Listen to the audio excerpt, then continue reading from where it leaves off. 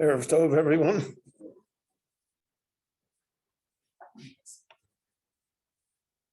Chazal say, "B'zchut noshim tzidkaniot nigalu avoteinu miMitzrayim." So, how do we look at that?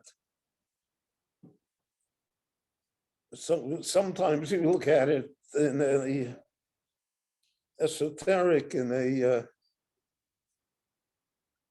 abstract way. There were pious women, and because the women kept their piety, so that zchut was present for Klal Yisrael to help the Jewish people be redeemed. But most Meforshim translate it and interpret it simply that the Geula came because of the Noshim Tzidkoniot of what they did, not because of the fact that they were Tzidkoniot, not that they stayed home and said Tehillim all day. And that is borne out by the story that we have in the Chumash itself. The story of the Mialdot. Paro orders the Mialdot to Im Ben Hu V'Hamiten Oto. If you see it's a male child, then we're going to kill it. V'Im Bati Vatchayun. And the Noshim Mialdot, Shifra and Pua. So Rashi says Shifra was Yocheved and Pua was Miriam. But however they were, Lo Asu, they did not do what the king of Egypt told them to do. They did not kill the males. Not only that, Vatchayenu et hayolodim. So there's a different level here. There's a level that the person doesn't commit murder. He doesn't participate. He's not a member of the SS. He's not a mechabel. So that itself is an admirable level when everybody else is doing it. But there's a higher level that one not only did not participate, but one did the opposite. They sustained the child that needed extra sustenance, they gave it to that child. They saw to it that the children should live. It's not sufficient that they didn't themselves participate in the murder of children, in infanticide, but that they themselves also, they went further than that. They did something positive. So Chazal always saw, what was their definition of a tzaddik?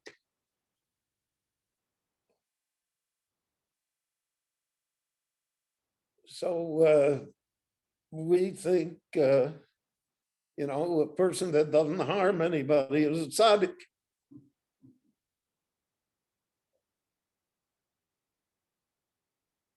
Sur me'ra v'asei tov.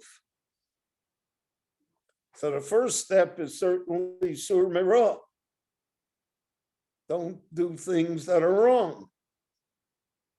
But that doesn't make a person a tzaddik. V'asei tov, you have to do good things. V'akei shalom v'rodfeu. Then you can rise to that level.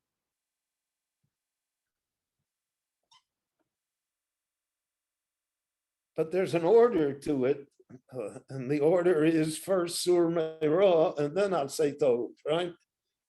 Chazal always called it Tovel V'Sheretz Biyodo. Does things wrong, but he, what did Yanai HaMelech say? Ose Maaseh Zinrei U'Makish Sachar Kapinchas.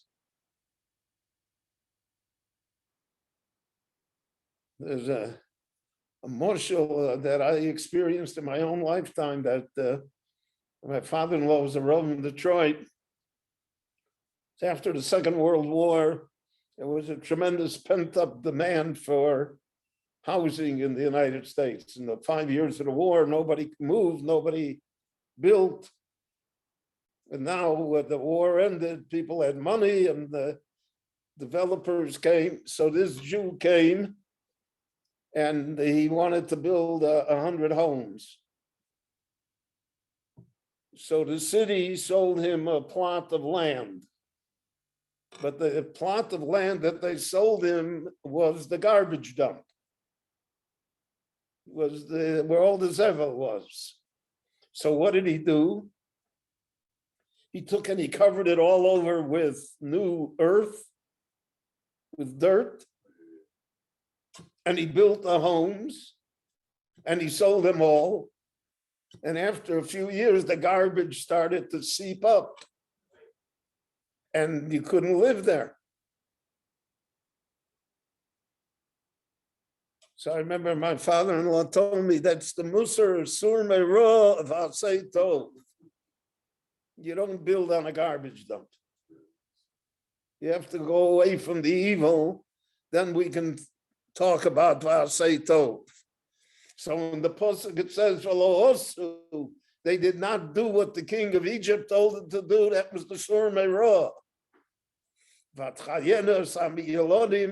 was the Asay Tov.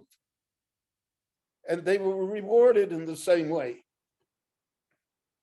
What happened to them? So if you disobey publicly the will of a tyrant, so in most cases, the tyrant will execute you. You kill them. Why didn't he kill the Mialdos? Why didn't he take revenge against them? So they were protected from heaven. That was the reward. That they themselves were not harmed. But that was not enough, because heaven is also midah keneged midah. So not getting killed, okay, that's the first step. That's like not, you didn't kill the babies, so he's not going to kill you. But you did more. You did vatchayenu es hayalodim. You gave them life. So it says in the Torah, Vayas lahem botim. The Rebbeinu Shalom made for them houses, homes. Rashi says, Batei Kahuna, Batei Leviya. They're the mothers of Israel. The mother of the Kohanim and the Leviim. The people that built Klal Yisrael. So that was the midah keneged midah.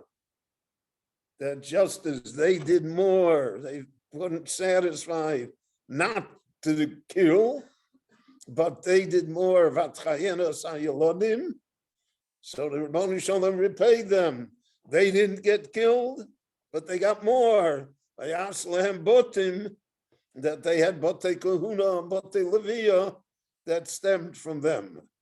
And if we look at the whole sipur of Yetzias Mitzrayim, we see that the women were the heroes.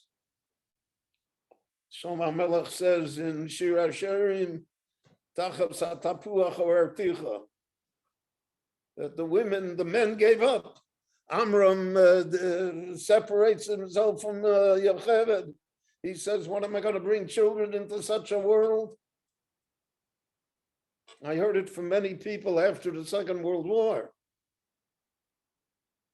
They said, in a world of that had such a Shoah, I'm going to bring children into the world.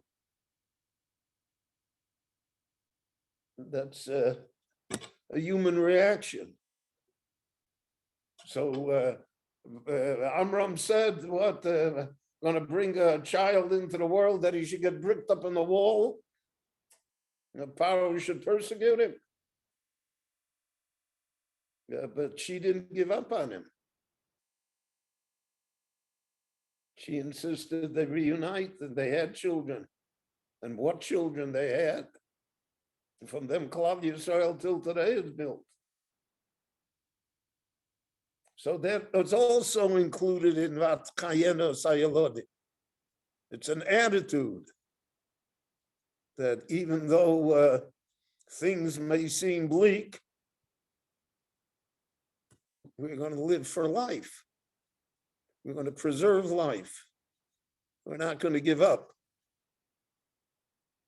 So that is why Chazal said, "B'schus noshim tzidkonios nigalu avaseinu miMitzrayim." The righteous women, the women who didn't allow depression and all sorts of pessimism to govern their lives, even in the worst of circumstances. They always saw life and hope. So in their schus, so then Moshe would come and be the Goalam Shel Yisrael, and there would be the Yetzias Mitzrayim, and there would be the glorious history and story of Klal Yisrael till our day. Rabbi Chananya ben Akashia Omer Ratzah HaKadosh Baruch Hu L'Zakav Zis Yisrael V'fichal Chibur Lahem Torah Mitzvot Shene'emar Adonai Chavei Siman Tzidko Yagdil Torah V'Yadir.